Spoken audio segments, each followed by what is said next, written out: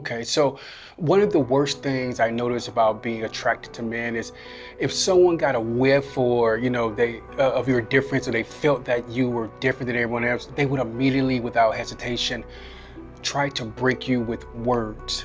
Society wanted to break me, rap music wanted to break me, the homophobic joke at the holiday party, the coach. I mean, everybody wanted to break you because you liked gymnastics over basketball. What? You see, Black people tolerance is way low for anyone that don't exist in, their religious paradigm, or anyone that isn't a Bible-carrying Christian.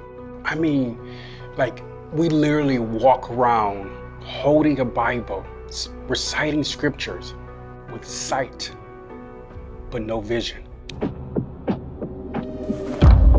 Toni Morrison is a famous author, African-American author. She's amazing, she's incredible. She wrote she wrote the first book I've ever read, which was The Bluest Eye.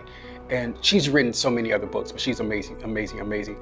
But she had something in her writing that she would write, and every time she would do interviews, she would call it the white gaze.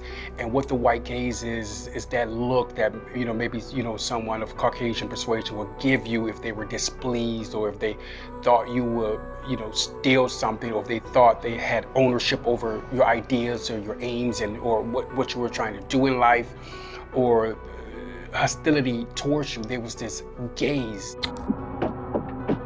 But also there's what I call is a black gaze, if that makes sense, I know.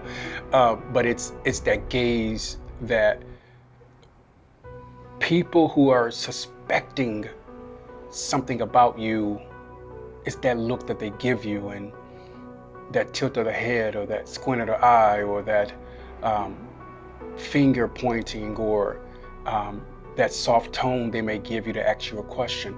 I remember going to the movie theater, and my aunt had that gaze in her eyes, and we were watching a movie, and it was a sexual explicit movie, and she was one that will always say things about me that I heard from other people. And remember, I'm 10. How am I in that conversation? So she'll say things.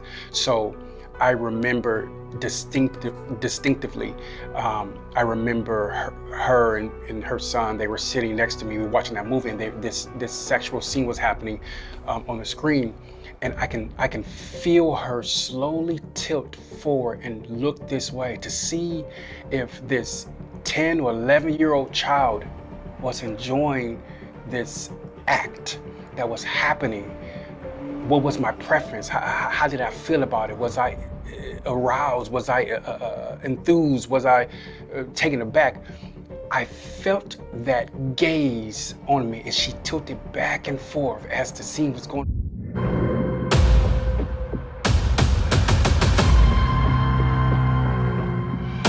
I equated homophobic slurs to being called the N-word. And hold up, before you guys say, oh, that's people were lynching, the hoses were on, the dogs were on people. That's taking it way too far. I get that.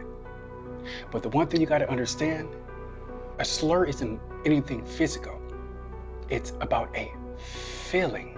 When people said gay, they wanted the word to penetrate my mind, take over my brain, and unfortunately at some point it did. I began to believe you, because you told me that was who I was. Self-doubt creeped in, insecurities creeped in.